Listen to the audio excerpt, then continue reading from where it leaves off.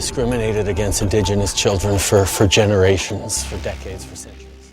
For decades, residents of Grassy Narrows, located about 80 kilometers north of Kenora, have been dealing with mercury contamination, which has impacted the lives and culture of the about 1,500 Ojibwa community members. For years, the people of Grassy Narrows were poisoned. For generations, the people of Grassy Narrows First Nation have depended on these waters for their food and their livelihoods.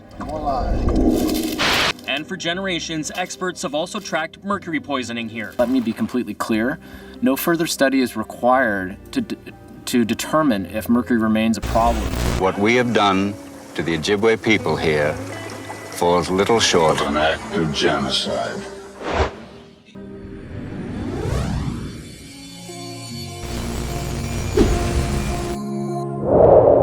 New question.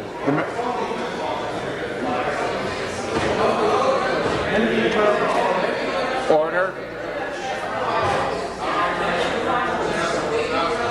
New question. The member from Kenora Rainy River. Thank you, Speaker. To the Premier. In April, Azraya Kokopenace, a 14-year-old girl and member of the Grassy Narrows First Nation, walked away from the Lake of the Woods Hospital in Kenora, and she was found dead 2 days later. There's a lot we don't know about what happened to Azraya. Why did the police drop her off at the hospital? Why did she walk away? But what we do know from her father is that Azraya needed help. Azraya was involved in the child welfare system and under the care of the hospital when she went missing. Speaker, will the Premier commit to bring the Kokopenace family and her community of Grassy Narrows some peace and back their call for a coroner's inquest? Azraya Akabe Kokopenace was a young lass who needed help but got negligence, forgotten by a system that had always been hostile towards her and her community. The girl with the bright smile had just turned 14 when she left her family in Grassy Narrows First Nation in northwestern Ontario in search of someone or something to ease her overwhelming grief. On April 17, 2016, Azraya was found dead in a wooded area just across the road from Lake of the Woods District Hospital in Kenora, Ontario, around 90 kilometers south of Grassy Narrows, also in Ontario, Canada. A hospital that Azraya was admitted to just days before her body was found and was the last place she was seen alive. Over half of a decade later, and still nobody is closer to the truth, but this rabbit hole goes much deeper. Azraya's last interactions were with Ontario Provincial Police in Kenora and staff at the hospital where police say they dropped her off. However, police and hospital officials seemingly refused to answer questions about what happened that night. On the first anniversary of her death, Azraya's parents attended a vigil and wept quietly by the tree where their daughter's body was discovered. Candles flickered in the iridescent evening light, perfectly reflected in the still lake nearby. Anishinaabe grandmothers sang a traditional morning song, their drums echoing the rhythm of a heartbeat in the damp spring air. Krista Akabe and Marlin Kokopenace had arrived with a small group that marched through the streets of Kenora in hopes that the anniversary would add weight to their call for answers, but still, their calls fell on deaf ears.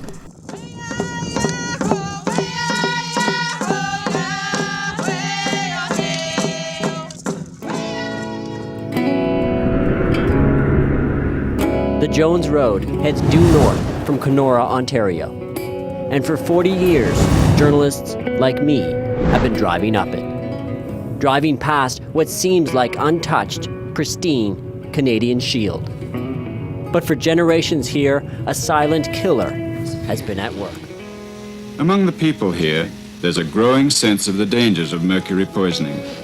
Methylmercury poisoning attacks the central nervous system.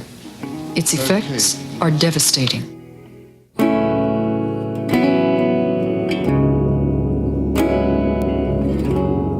In a country with no shortage of troubled reserves, Grassy Narrows stands out. Unemployment has hovered at 80% for decades. Alcohol abuse, suicide, violence, all problems here, though things are far better now than they once were. But by far the worst thing this First Nation of 1400 has faced is the mercury. This is Matthew Beaver. At the time of our original testing, he was the one at the highest level of mercury. That's former chief Bill Fobister. He was in his mid-20s when it all started. During the 60s, we were in full bloom. Fishing, guiding, everything that we did, and we thought everything was okay. But it's not until that we're seeing some of our fish acting weird and dying off. That's when that there is something wrong. Something certainly was wrong. In March of 1970, the Ontario government found the water was poisoned. The Reed paper plant upstream had slowly dumped 10 metric tons of mercury into the river system. The mercury poisoned the fish, and the fish poisoned the people. The symptoms were dramatic, and many were sick. Many are still sick, including Bill Fobister. My symptoms is my numbness and loss of sensation and my vision. My speech is kind of getting pretty sloppy. My taste, I lost my taste. I lost my smell. I can't smell anymore. But the mercury didn't only destroy people's health.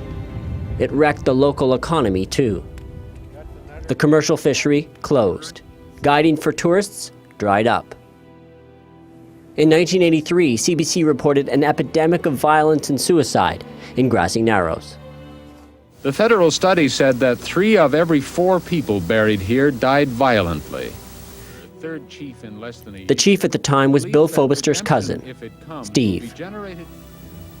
I don't think, it's right to say, look you don't have to go trapping. You can live on welfare. Solving the mystery of Azraya's death has special urgency for young people in Grassy Narrows who see her final days as the embodiment of an intergenerational tragedy forced on their community.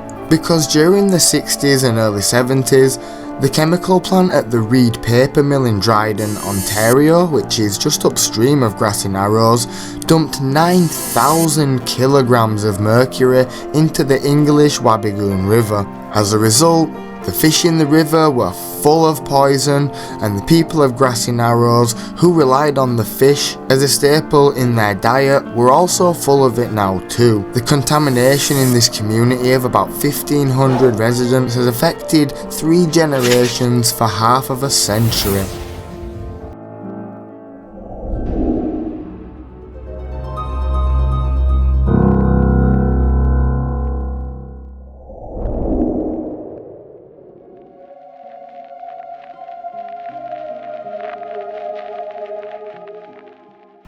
Once ingested, mercury never goes away.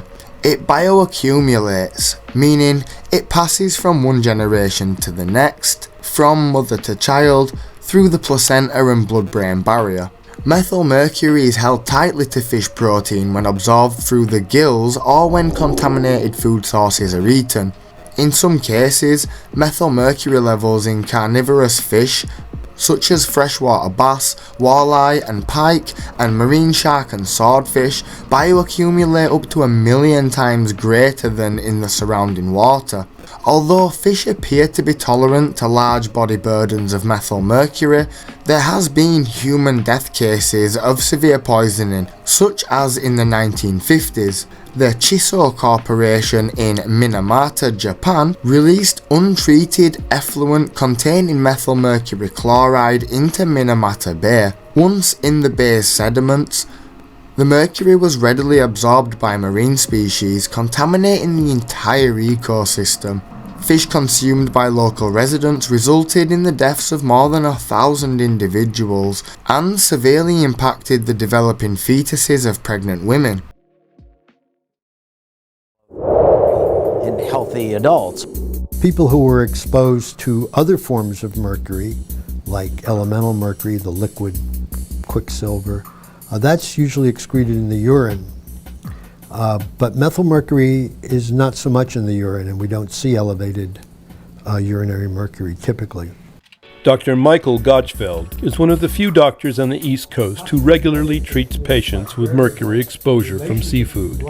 He notes that individuals vary widely in sensitivity to methylmercury toxicity. So we'll analyze their hair, and we'll typically see a hair level above 6 or even above 10.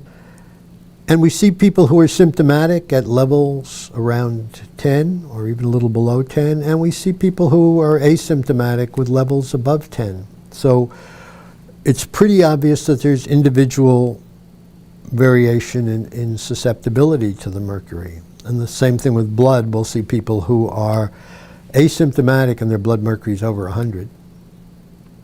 And some doctors say that you don't have to worry until the mercury gets above 200. And yet we've seen people who are pretty clearly symptomatic with mercury levels in the 20, 30, 40 range. 65-year-old Steve Forbister is also among the hardest hit by mercury poisoning in Grassy Narrows. A former chief, skilled hunter and devoted advocate for his community, he now has difficulty standing and even swallowing. He leans heavily on a walker to shuffle through the tiny bungalow he shares with his daughter and her children. Even talking is a chore. Then, I have to hold my jaw tight because my muscles are practically gone. In Peter Wall's incredible short documentary, Steve says he receives about $250 a month, which is the lowest granted through the Mercury Disability Board. The payment, according to Mr. Forbister, doesn't even cover the basics, and I mean, come on, it's not hard to imagine that that's obviously true. The Disability Board was established in 1986 as part of a court settlement with Ontario and Canada and the two paper mills involved in the contamination. Neither the companies, the government, nor the Disability Board has ever admitted that anyone at Grassy Narrows has been poisoned and that only some people experience symptoms of Minamata disease. Japanese scientists have been studying people at Grassy Narrows and neighbouring White Dog First Nations for decades, and in 2014 they urged the federal government to provide care and financial support to every resident in the two communities affected by mercury. 今まで全然食べてない人ならね、はっきり言って妊娠お腹の中の赤ちゃん以外は起こらないと。And for people from Grassy Narrows who aren't pregnant, it's still unclear what level of mercury is safe for long-term exposure. 単純に言うとね、例えば全然今まで汚染されてなかった人がグラッシーに来て、そして今の魚を食い続けても、今のレベルだったらこの人の水俣病になることはないんです。ところがグラッシーの現実は前からずっと食ってる人ばっかりなのよ。それをね、ごっちゃに質問するかわからなくなるんですよ。As high as 90% of the population in Grassy Narrows experiences symptoms of mercury poisoning, which include serious and chronic neurological symptoms as well as kidney problems in particular, but toxicological effects like impaired reproduction, growth, neurodevelopment, learning ability and behavioural changes. I mean, still today scientists are finding out new and terrifying ways that mercury is bad for us. Symptoms such as anxiety, depression, excitability, personality changes, delirium, hallucinations and suicidal ideations are all fairly well documented. The well-known idiom "mad as a hatter" is a case of mercury poisoning. Hatters, or people who make hats, in the 18th and 19th century used mercury to stiffen the felt, causing many of them to develop psychosis and dementia, as well as many of the symptoms listed above. Azraya's friends believe her death was tied to mercury poisoning, exacerbated by the despair over the loss of her older brother Calvin, who also died from, you'll never guess what, mercury poisoning in 2014, but more on this a bit later. Family and friends believe it was Azraya's quest for help in dealing with her grief that led her to Kenora in the first place. They say Azraya was crying out for help, but nobody did anything to help her. Her death has become emblematic of the social devastation that followed the environmental destruction at Grassy Narrows, leaving many to wonder if a child's plea for help can go unanswered and the details of her death can remain hidden from her family. What hope is there for healing?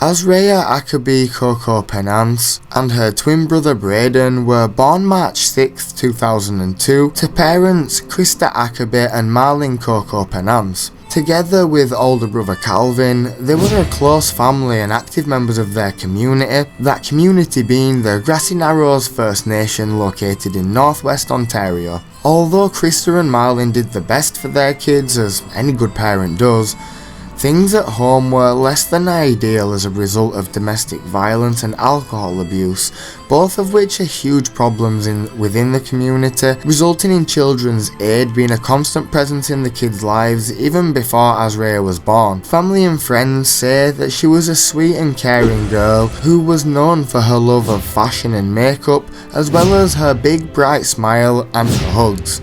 However, she was a victim of bullying which deeply affected her, and even still, she tried to remain positive and be a force of good in the world. By the start of her teenage years, it had become evident though that her upbringing and environment had shaped her in ways that would permanently alter the trajectory of her life, and this is also when mental health started to become a real major problem. It's no secret that Azraya was suffering from the tragic loss of her brother Calvin in 2014, who died at the same hospital Azraya was last seen at. He passed away from complications with muscular dystrophy and mercury poisoning at just age 17. He was admitted to the Lake of the Woods Hospital but passed away shortly after, surrounded by family. It was a tragic loss and it hit Azraya like a comet.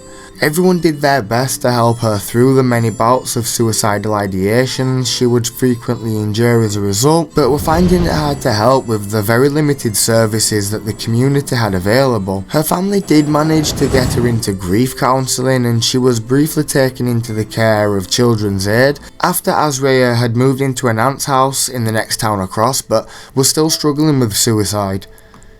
She had been hospitalised a few times over the course of a year and was consistently struggling, and ended up in a group home specifically for youngsters who suffer from mental health issues, which is where we get to the night of her going missing.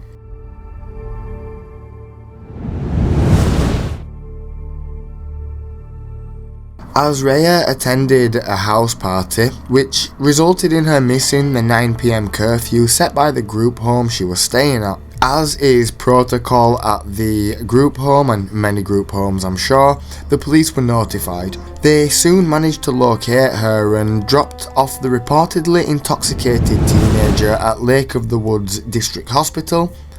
While there, she was transferred to an agency worker before leaving off of her own accord around 11:20 PM. According to a witness, she was seen walking to a nearby wooded area.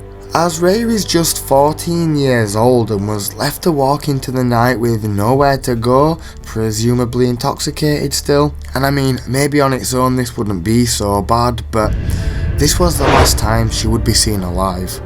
However, her family was not notified about her disappearance until around 1 PM on the next day, April 16th, when they knew she had gone missing the night before. According to her father, the Ontario Provincial Police flagged him down whilst he was en route to Thunder Bay. Upon speaking with them, he was just asked to contact the Kenora OPP detachment for news regarding his daughter, and then finally he was informed. Numerous organisations ended up getting involved for the search for Azraya, including the OPP, the Northwest Region Emergency Response Team and a police canine unit. They initially searched the wooded area across from the hospital, but were seemingly unable to locate her or any evidence to indicate her whereabouts. They were about to bring in additional units and other resources when the Bear Clan Patrol located in Winnipeg offered to help in the search. On April 17th, so this would be 2 days after the night she went missing, Daryl Contois of the Bear Clan Patrol was walking with a group in the area's dense vegetation. They were performing a zigzag search along the highway adjacent to 3 OPP cars when he noticed an eagle flying overhead. When he walked towards where it had been, he saw Azraya hanging from a tree, deceased. Upon locating her body, he walked the group to a nearby car dealership to inform them of the news and contacted the OPP. Something was bugging me to go help.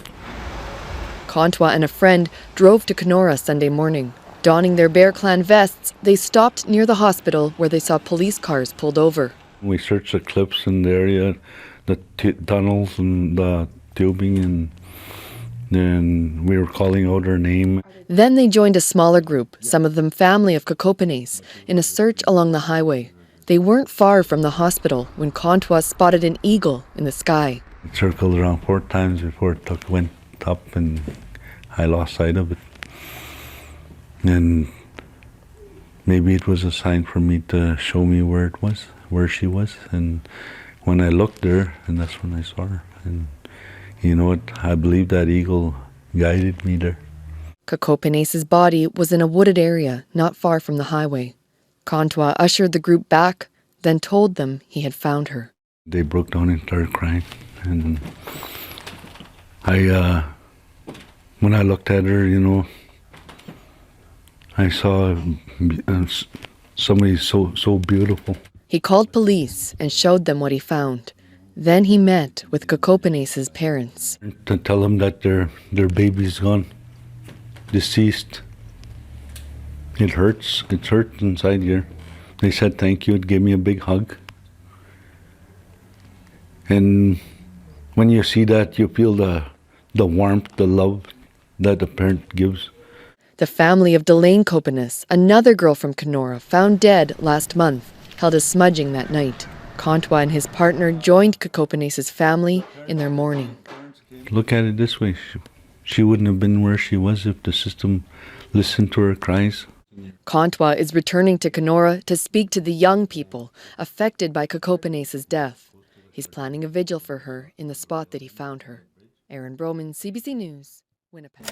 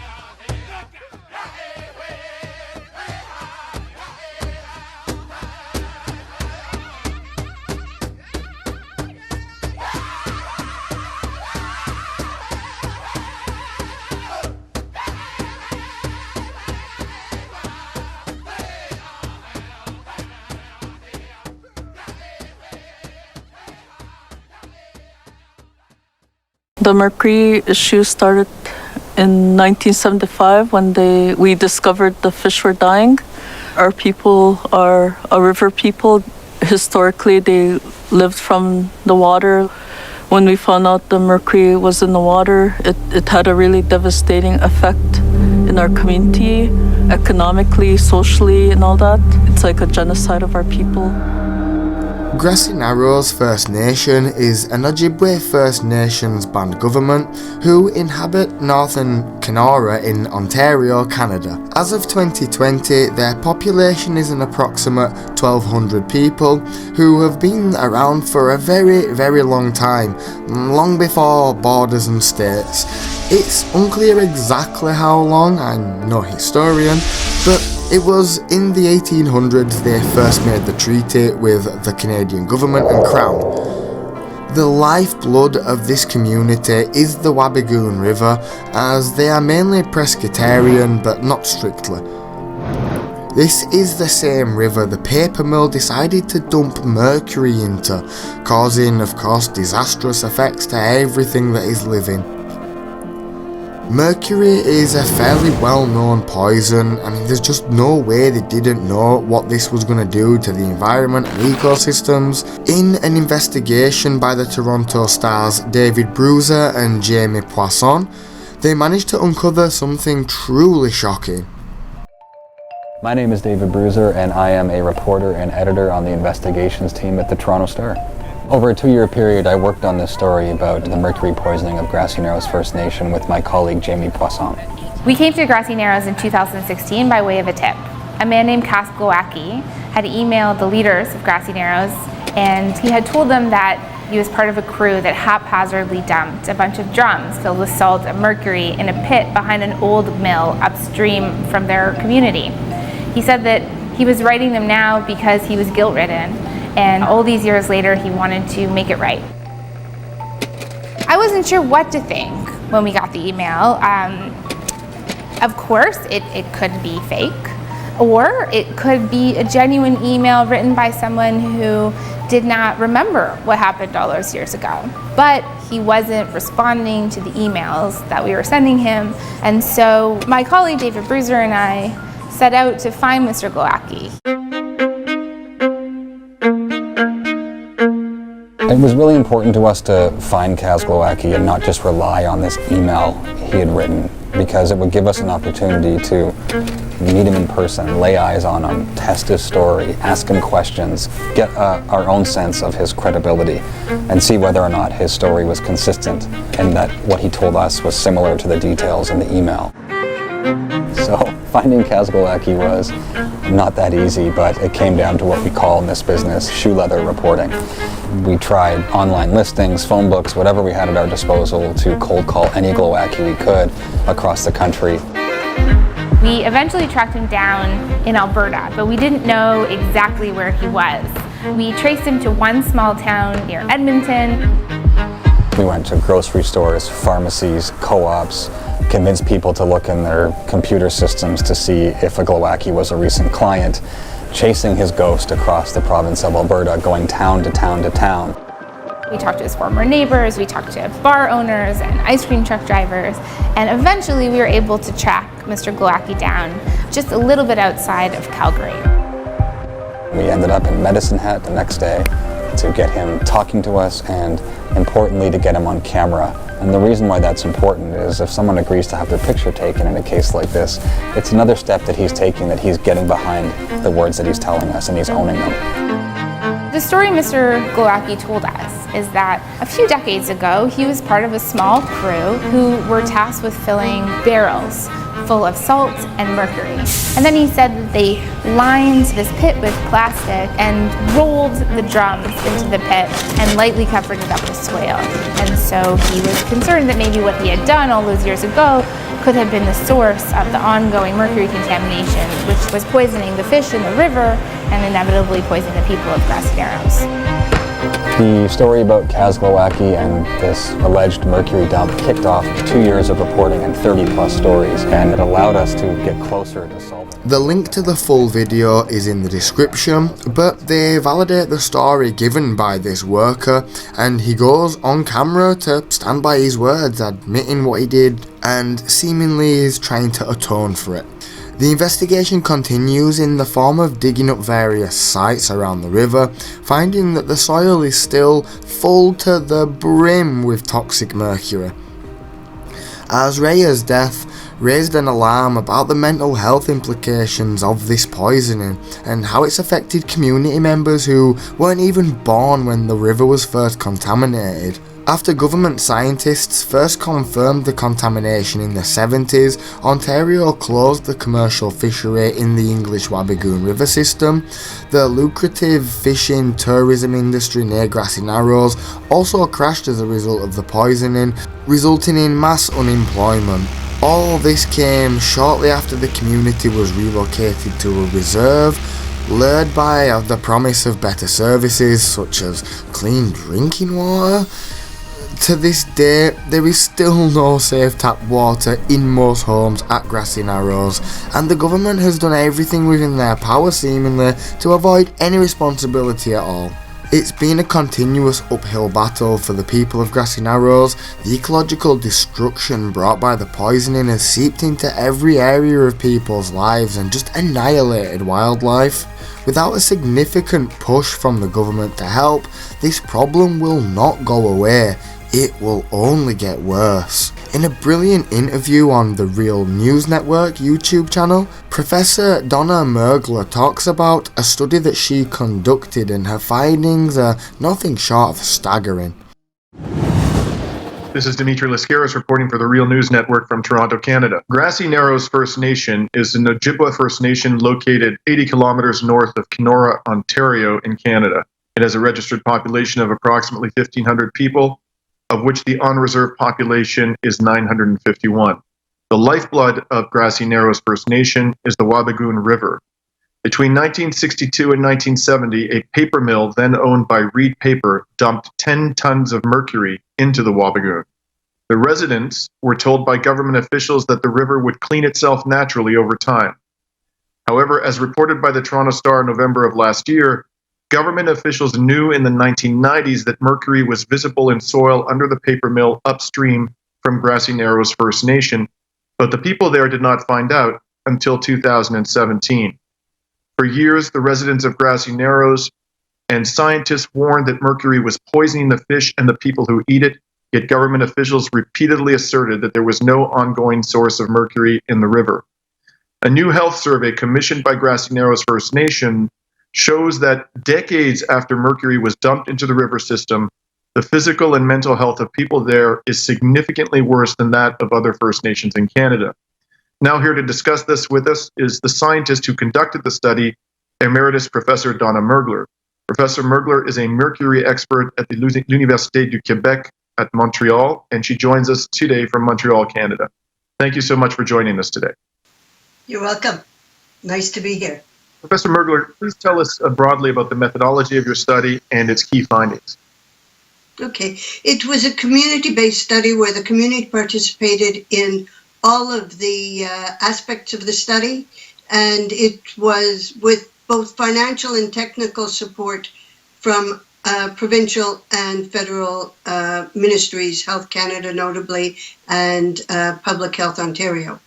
The survey was based on the First Nation Regional Health Survey of 2008-2010, which provided us the means of being able to compare with other First Nations across Canada and likewise in Ontario, because the Chiefs of Ontario had analyzed the Ontario data, which is in a publicly available report. So, okay. In what respects did you find, or did the survey find, that the health of the Grassy Narrows First Nation members is worse than that of First Nations generally within Canada? Okay. Well, just before that, in addition to the similar questions, is that we likewise asked questions about fish consumption and childhood fish consumption throughout life. So that we had questions of whether was your father a fishing guide, which has been shown by Health Canada to the fishing guides had high levels of mercury, and so did their families.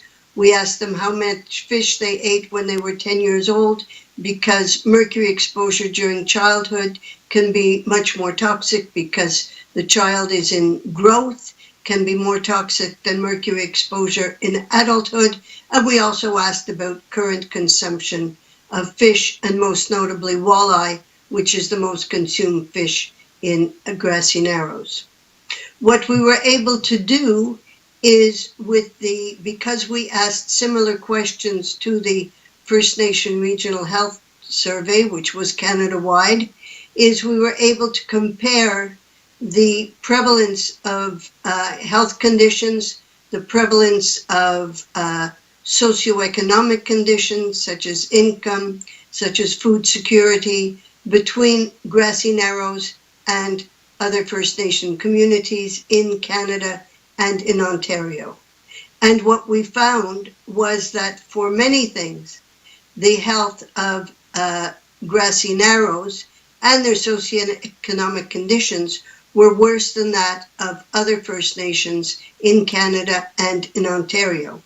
For example, a measure that's often used, that has been used both in the First Nation Regional Health Survey and was likewise used in the Canadian health surveys, is the question of how do you perceive your health? And the answers are excellent, very good, good, fair, and poor. And there's a measure called thriving, which is looking at how people rate their health as very good or excellent. In Grassy Narrows, they rate their 21% rate their health as very good and excellent. In Ontario, in First Nations in Ontario and in Canada, this is around 40%, and among non-Indigenous Canadians, this is 60%. So that is used as a measure of overall health. It's mirrored as well by chronic health conditions, and this one sees in many of the chronic health conditions, Grassy Narrows, people of Grassy Narrows report more chronic health conditions than those of other First Nations. That is true for when one's looking at one chronic health condition or more than 4 chronic health conditions. There is more in Grassy Narrows. And if one breaks it down by age category, you can likewise see that there is more per age category in Grassy Narrows compared to other First Nations. What are some of the principal effects of mercury poisoning? What we're seeing, we divided the group into two because you have those who were 50 years of age and more, who were, for the most part, exposed prior to the arrival of mercury in the fish in the Grassy Narrows waters, and those who are under 50 years of age. Those who are over 50 years, I call them the survivors. There are fewer elders in Grassy compared to other First Nations, and half of them have been told by a health professional that they do have mercury poisoning. Now, we looked at the younger people, that is those under 50. We looked at symptoms that have been associated in the scientific literature with mercury exposure. That would be symptoms such as numbness in hands and feet, dullness in hands and feet, difficulty swallowing, choking. And we looked at clusters of these symptoms because we know one can look at each symptom separately, which we did as well, but we likewise clustered the symptoms. And one of the clusters, for example, is peripheral neuropathy, which are sensory problems in the hands and feet. As an example, we also had motor problems and visual problems because mercury is known to affect the motor system and the visual system. And what we saw that was in our statistical analyses is that it was highly related to having ate fish at least several times a week when you were 10 years old. And again, when we do these analyses, we take into account age, sex, drinking habits, having a chronic illness. So basically what we are saying is that people who are in the same condition, that is the same age, the same drinking habits, the same sex, the same illnesses, have more symptoms of mercury exposure, mercury poisoning, if they had ate more fish when they were a child compared to those who ate less fish. So that tells us about the association between childhood fish consumption and current health. This is also the case for some of these clusters of symptoms, of mercury-related symptoms, for people who currently eat fish often. But the major finding is people who ate fish who ate a lot of fish when they were a child have more symptoms. They're also poorer, and more of them are suffering from food insecurity. Well, this has been Dimitri Lascara speaking to Professor Mergler of the University of Quebec in Montreal about a new study relating to mercury contamination in the community of Grassy Narrows First Nation. Thank you very much for joining us today. Thank you. Given these challenges, many people turn to alcohol to ease the pain of disability or idleness. Cramped homes became scarred by violence, with teens regularly the victim. Azraya's friends and family say that finding answers about how she died will help get young people in Grassy Narrows back on track. And this is why so many of the young people of Grassy Narrows are trying to become activists to seek the truth. Part of their challenge is understanding the role police played in Azraya's final days too. When Azraya was struggling with her brother Calvin's death, she asked her parents to put her in the care of a child welfare agency in Kenora so that she could receive counselling. But that's when the trouble first started. First, there was an altercation with the police officer outside the arena in Kenora, which was actually caught on video. In it, she's been held to the ground by the burly male officer, begging to go home. The OPP won't answer questions about the incident, but here it is. A female cop over here.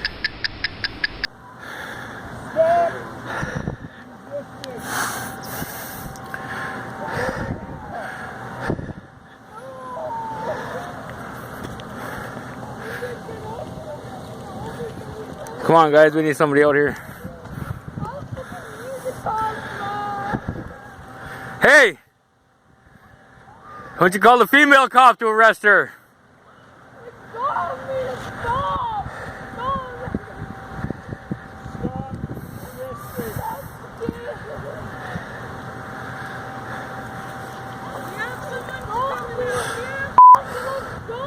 Hey! Why don't you get a female cop over here?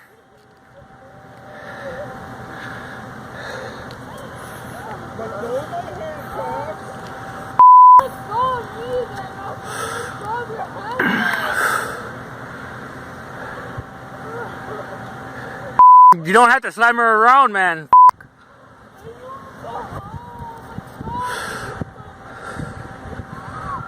Why don't you get a hold of her parents?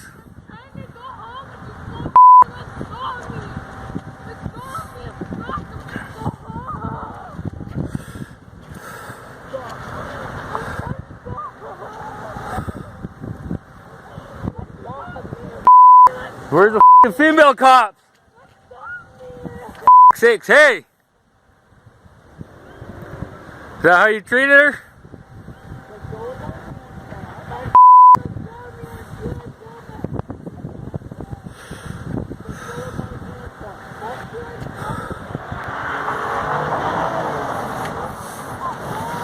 Hey!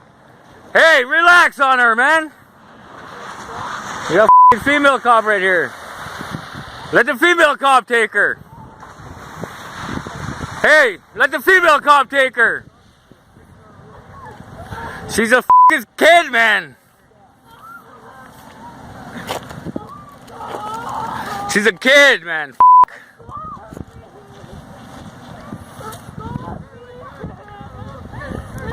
Hey, hey.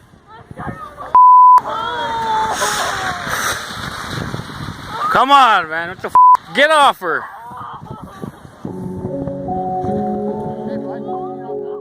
I mean, it's only a short video and, we don't know the context of the video, but it leaves somewhat a bad taste in your mouth, right? Especially with the additional information that it was just a few weeks later that Azraya disappeared after the police had dropped her off at the hospital. She died nearby as well, like very, very nearby, just a short walk away from the hospital.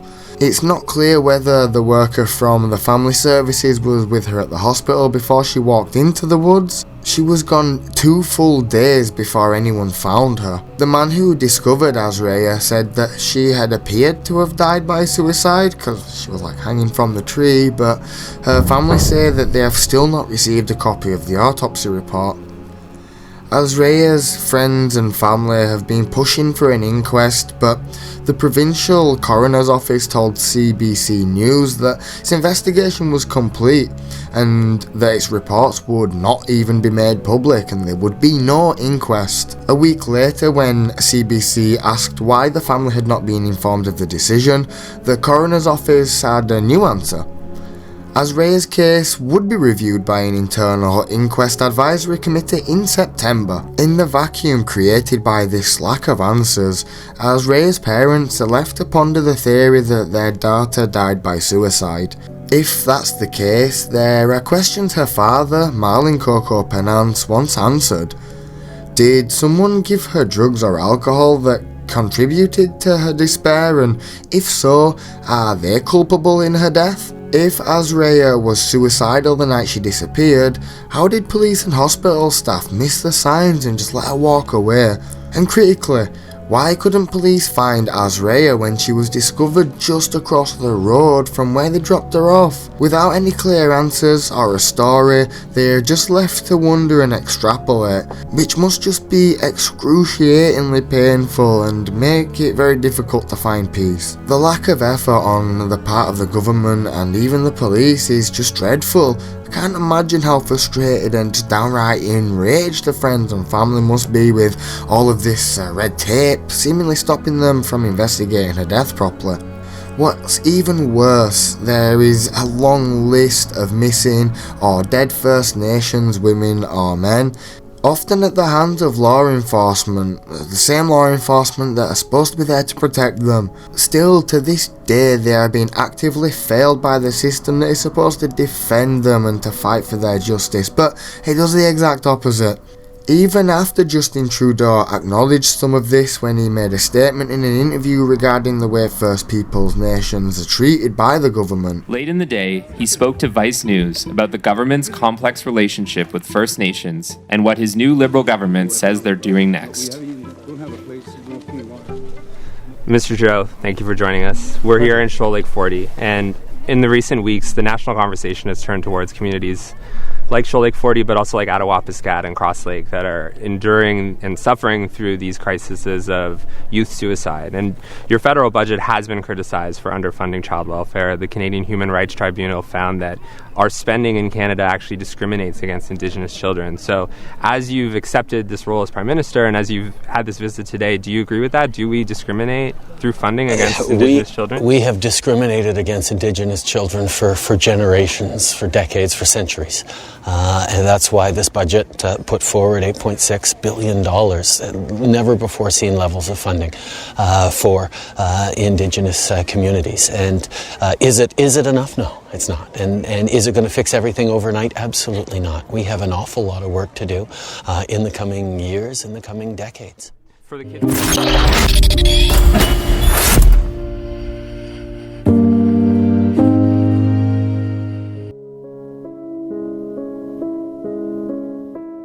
There is sadly no happy ending to this long and winding story.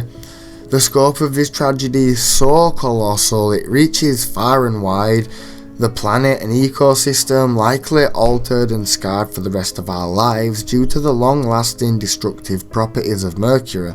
The Grassy Narrows First Nation people continue their fight for the compensation and restitutions that they deserve to mixed levels of success. The government is finding it harder and harder to hide away from their dirty deed of turning a blind eye for so long, now that so many people know about it and are making noise. The effort of the people raising awareness about this have done a stellar job, and they really should be proud of what they've done in spreading awareness to this story and getting the word out there. I wish them all the success in the world, and I hope that they do get the help that they need.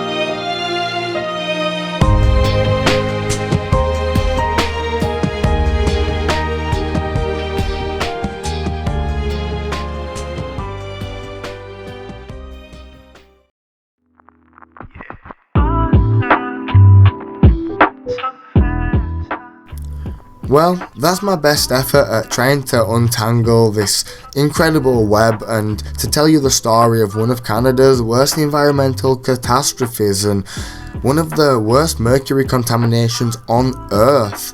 It's about a community poisoned beyond levels nearly anywhere else on the planet. It's the story of a teenage girl who needed help. A teenage girl who is like many other teenage girls and teenage boys, stuck in the middle of it all, and it's about the conscientious effort to raise awareness. The Grassy Narrows First Nations people are still fighting today, and you can help by showing your support in the best way that you feel you can. There will be lots of sources to check through, and I encourage you to. This is such an incredibly dense topic that I have missed some things out and some things I haven't touched on, and sake of being able to let the story flow and blah blah blah, you know, editorial things. But there is so much more that goes into it. It could have gone so much deeper into mercury poisoning and just how terrible that stuff actually is, and just how ridiculous it is that somebody had put any amount of this into a river, let alone a river that is the lifeblood of a whole community. And other communities too. There is also, I believe, a whole other separate First Nation people that are also situated on the Wabigoon River, and yeah, same story, similar story. Terrible. But I hope you found this like somewhat enjoyable, and I feel weird saying that because of the subject matter, but like, you know what I mean, right? I would love to hear any thoughts that you have. I do reply to all of the comments. You've been watching a True Crime 69 video, and my name is Kez. No video would be complete without saying a huge thanks to my supporters, whose names you should be seeing somewhere on the screen right now. Without them, no videos would be possible, and yeah, I just want you to know that these people, epic people. New production coming soon. Thank you for watching right to the end. You, my friend, are the real MVP. Peace!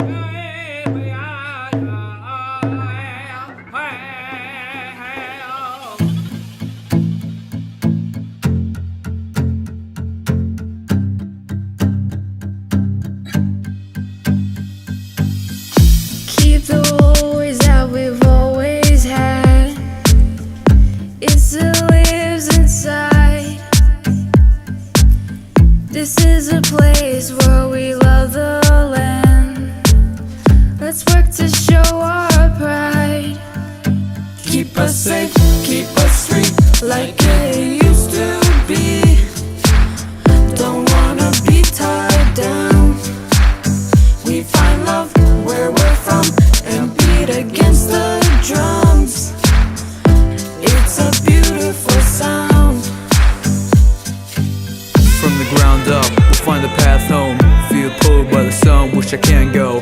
We learn from the past, now we can grow. We're promised a chance that the plans show. Go big, go far, though I know limits. I wanna see change, so my soul lives it. They cut down the trees while we blow kisses. Defend our home while they dismiss us.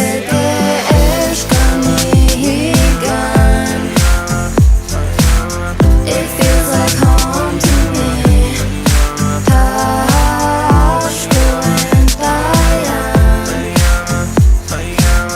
It feels like home to me. Sometimes it's hard to find the words to say home to me. Don't be afraid when you're falling in fast. There's something in the unknown. I held on to my culture, it's been calling me back. There is a story of hope. Winds of change long ago, hear a chance for a no. Our voices cried out for rain. Then it rained, brought us life, gave us faith, gave us sight to see that we shall remain. Let your spirit soar as far as it can. Try not to be reminded by the scars from the past. Rise from the ruins, keep protecting the land. Don't take it for granted, can't neglect what we have. Stand together as a nation, express what we feel. True conversation, address what is real. Connected to the land, we are one with each other. This is our home to discover.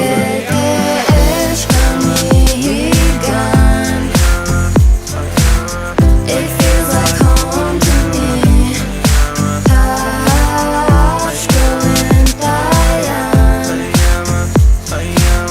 It feels like home to me. Sometimes it's hard to find the words to say you're home to me. Sometimes it's hard to find the words to say you're home to me. Gotta stay on point like the fastest arrow. Bring hope to the people of Grassy Narrows. One piece in the land, can't go back to battles. It's fire in action, casting shadows. From old to the new, let us show you the truth. Light up the path, there's a glow in the youth. Boost you to the world, this is where we live. So let the journey begin.